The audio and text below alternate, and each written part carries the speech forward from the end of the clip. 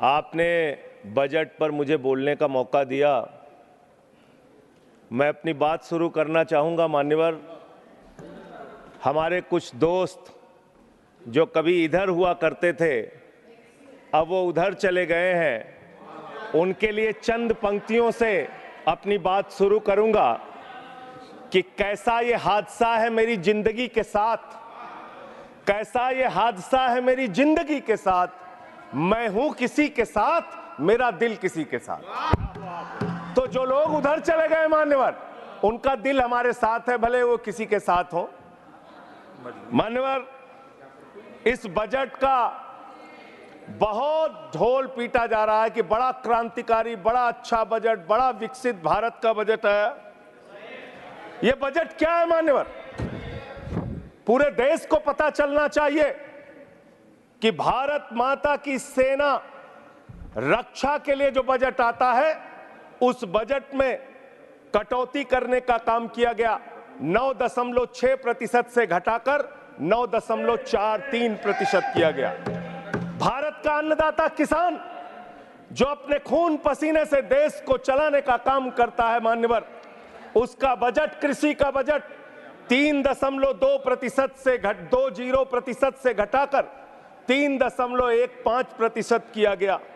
स्वास्थ्य का बजट, हिंदुस्तान 144 करोड़ लोगों का देश है मान्यवर, लेकिन बड़े अफसोस के साथ कहना पड़ रहा है कि स्वास्थ्य का बजट 1.97% से घटाकर 1.85% किया गया। ट्रांसपोर्ट का बजट 11.48% से घटाकर 11.28% किया गया।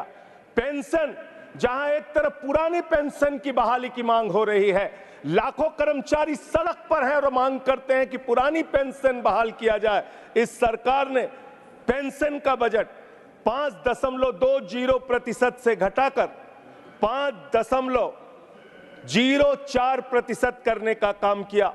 एनर्जी का बजट 2.10% से घटाकर 1.42% करने का काम किया। वैज्ञानिक विभाग का बजट 0.7% से घटाकर 0.6% करने का काम किया। फूड सब्सिडी का बजट 4.38% से घटाकर 4.25% करने का काम किया। नॉर्थ ईस्ट के विकास का बजट, मणिपुर की तो चर्चा आपने नहीं की, लेकिन नॉर्थ ईस्ट के विकास का बजट आपने 0.13% से घटाकर 0.12% करने का काम किया। सामाजिक कल्याण, जिसमें आपका बिल्कुल यकीन नहीं है, उसका भी बजट आपने घटाया।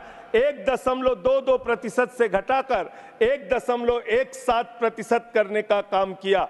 आपने फर्टिलाइजर का, खाद का बजट 3.88 से घटाकर 3.4% करने का काम किया और फूड सब्सिडी आपने घटाने का काम किया। ये है आपके विकसित भारत के खोखले बजट की सच्चाई।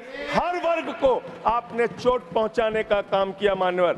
आप कहते हैं आज दुनिया की 5वीं बड़ी अर्थव्यवस्था है, 5वीं बड़ी अर्थव्यवस्था है।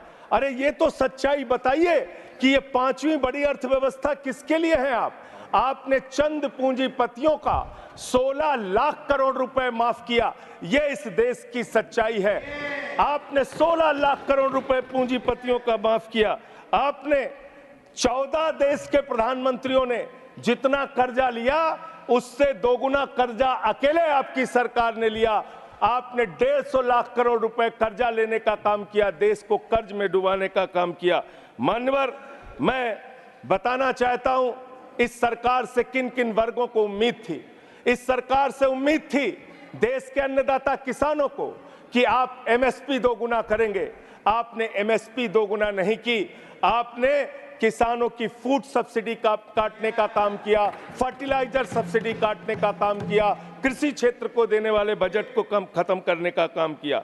बेरोजगारों को उम्मीद थी, 10 साल में आपने कहा था मान्यवर 20 करोड़ नौकरियां देंगे। 20 करोड़ नौकरियां आपने नहीं दी। फिर नौजवानों ने कहा नौकरी दो, नौकरी दो। फिर आपने कहा पकौड़ा तल लो, पकौड़ा तल लो।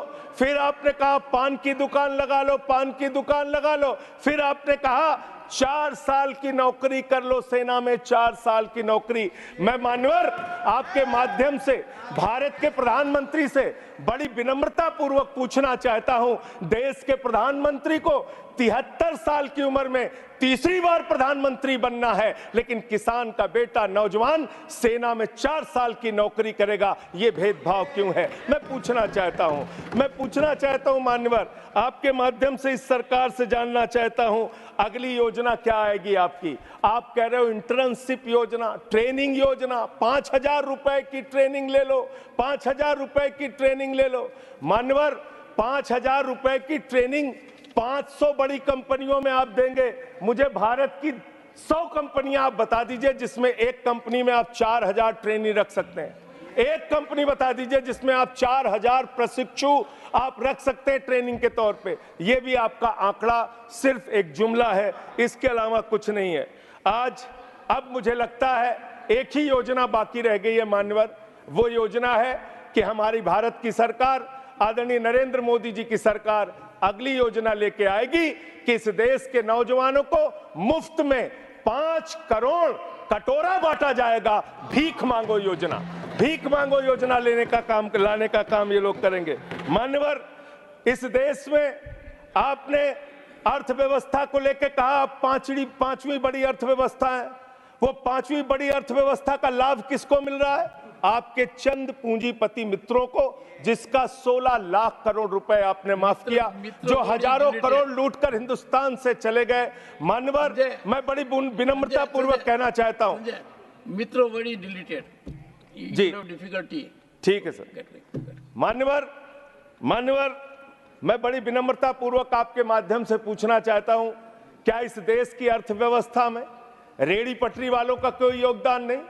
जो 10 करोड़ रेहड़ी पटरी वाले पूरे देश में हैं, उनका कोई योगदान नहीं है क्या मान्यवर? वो भी सरकार को टैक्स भरते हैं। आपकी सरकार उनको भी फूटी आंख से देखना नहीं चाहती।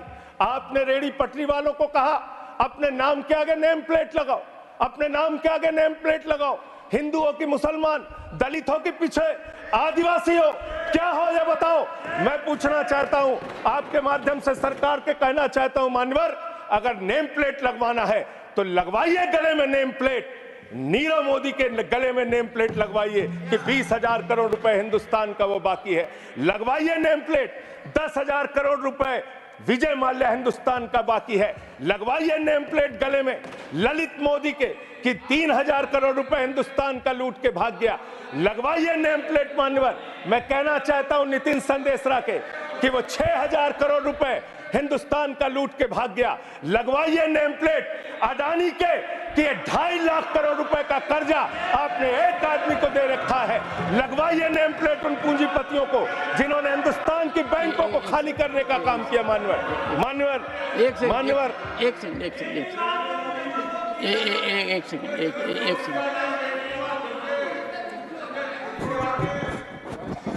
सेकंड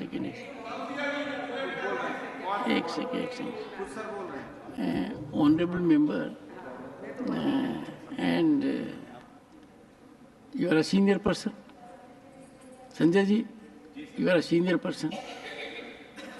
धारा प्रवाह में आप काफी कुछ कह गए फिगर्स के बारे में, बाकी तो you can make your point, no difficulty about it। One second, so the figures which you have given, you will have tough time in proving them, because these have been taken in stride. So all that will be deleted, and we will, unless you have real, factually firmed up material, use a name. Make your point. ठीक है sir, ठीक है sir, thank you sir, make your point. Thank you sir. मानवर मैं तो ये कहना चाह रहा था आपके माध्यम से कि इस तरह के काम देश के अंदर नहीं होने चाहिए। भारत एक धर्मनिरपेक्ष राष्ट्र है और हम जानते हैं अपनी सामाजिक व्यवस्था में, मैं जानता हूं इनके मन में दर्द होगा मान्यवर, अभी चुनाव हारे हैं ये उत्तर प्रदेश में, तो वहां पर अगर कोई बोर्ड लगाएगा जाटव ढाबा, एक सेकंड, जाटव ढाबा कोई लगाएगा, कोई अपने ढाबे के आगे अगर वाल्मीकि ढाबा लिखेगा तो आप लोग उसके यहाँ खाने नहीं जाओगे। मैं जानता हूं आपकी मानसिकता। आप वो लोग हैं जिन्होंने भारत के तत्कालीन राष्ट्रपति श्री रामनाथ कोविंद जी को प्रभु श्री राम के मंदिर के शिलान्यास में नहीं बुलाया। आप वो लोग हैं जिन्होंने मौजूदा राष्ट्रपति श्रीमती द्रौपदी मुर्मू जी को राम मंदिर के उद्घाटन में नहीं बुलाया। आप दलितों से, पिछड़ों से, आदिवासियों से, अल्पसंख्यकों से, मुसलमानों से नफरत करने का काम करते हैं। यह आपकी सच्चाई है। इसलिए नेम प्लेट मत लगवाइए। नेम प्लेट लगवाना है तो जिन्होंने देश की बैंकों को लूटा है उनका नेम प्लेट लगवाइए। और मान्यवर, मैं आपसे, आपके माध्यम से इस सरकार से कहना चाहता हूं, इनका बजट पढ़ रहा था मान्यवर, जेलों को भी इन्होंने कम बजट दिया। अरे जेल का बजट तो बढ़ा दीजिए, 300 करोड़ रुपए जेल का बजट बढ़ा दीजिए। अरे अभी हमको जेल में भेजा है, कल तुमको जेल में आना है, तुम सबको जेल में आना है। जेल का बजट बढ़ा दो, जेलों को ठीक कर दो, अगला नंबर तुम्हारा है, तुम्हें जेल में आना है। कम से कम जेलों को तो ठीक कर दो, अगला नंबर तुम्हारा। मैं जेल के बजट पे बोल रहा हूँ मानवर, मैं जेल के बजट पे बोल रहा हूँ। 300 करोड़ दिया, इनको जेल में आना है। वन सेकेंड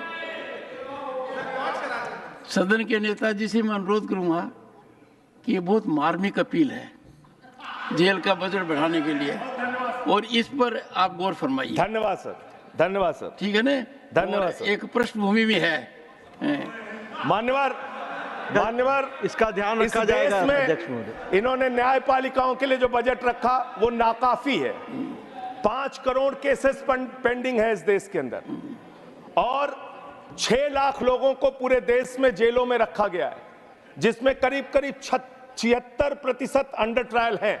इसका मतलब आपका मकसद न्याय दिलाना नहीं है, आपका मकसद किसी मामले की सच्चाई तक पहुंचना नहीं है, आपका मकसद है पकड़ पकड़ के एक एक व्यक्ति को जेल में डालना। आपने दिल्ली के मुख्यमंत्री को, जिनकी शुगर 36 बार 50 से नीचे जा चुकी है, आपने दिल्ली के मुख्यमंत्री को पकड़ के जेल में डाल दिया। नहीं मानवर, अब इनको बार बार मौका मत दीजिए, मुझे अपनी बात पूरी करने दीजिए। I am not yielding sir, I am not. आपने 2 बार कहा, हैबिट बना लिया इन्होंने सर। दिल्ली के मुख्यमंत्री को सर इन्होंने पकड़ के जेल में डाल के रखा। दिल्ली के शिक्षा मंत्री को इन्होंने 2 साल से जेल में रखा। दिल्ली के स्वास्थ्य मंत्री को इन्होंने 2 साल से जेल में रखा।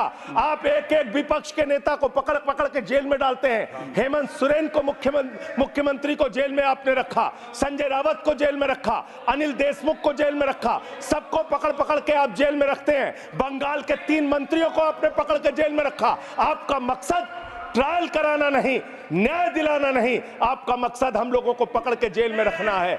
जितना जेल में डालोगे, मैं आपसे कहना चाहता हूं, जितना जेल में डालोगे उतना गर्त में जाओगे। जिसने भी ये राजनीति की है उसका समापन हो गया है। अभी 240 पे पहुंचे हो, कल 24 पे पहुंचोगे, इसके बाद 2 पे भी आओगे। मैं तो 1-2 मिनट और मैं बस कह के अपनी बात खत्म करूंगा, मेरे टाइम में से उसको काट लीजिएगा। मान्यवर, भेदभाव की बात, सबसे भेदभाव इनको करना है।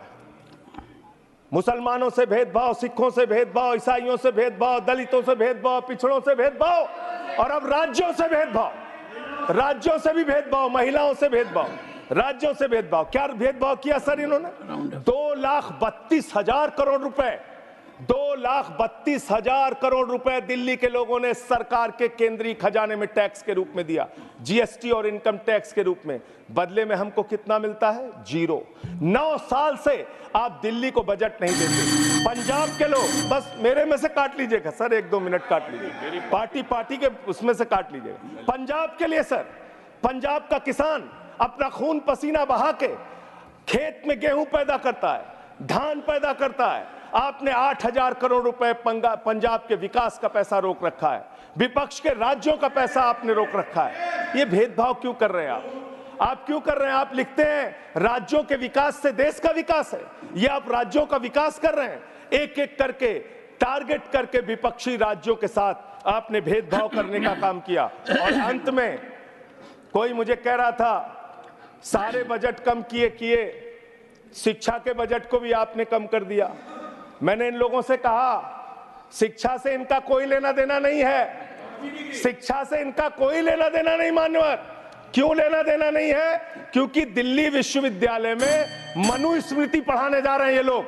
मनुस्मृति पढ़ाएंगे कि दलितों के पिछड़ों के, जिनको आप शूद्र कहते हैं, आप शूद्र कहते हैं, अगर वो श्लोक सुन लेंगे तो उनके कान में पारा आप कैसे डालेंगे? ये पढ़ाई आप कराने जा रहे हैं दिल्ली विश्वविद्यालय में, ये पढ़ाई आप कराने जा रहे हैं। इसलिए मान्यवर, मैं आपसे यही कहना चाहता हूं, ये बजट हिंदुस्तान के किसान के खिलाफ है, ये बजट हिंदुस्तान के नौजवान के खिलाफ है, ये बजट हिंदुस्तान के व्यापारियों के खिलाफ है, ये बजट सिर्फ और सिर्फ मोदी जी के मित्रों के लिए बनाया गया है, मित्रों के लिए बनाया गया है, मित्रों के लिए बनाया गया है। Latter part will not go on record. हाँ, ऑनरेबल मेंबर्स, रोजाना खबरां नाल जुड़े रहन ਲਈ चैनल ਨੂੰ सब्सक्राइब करें ਤਾਂ जो हर प्रकार की खबर ਤੁਹਾਡੇ ਕੋਲ जल्दी पहुंच सके।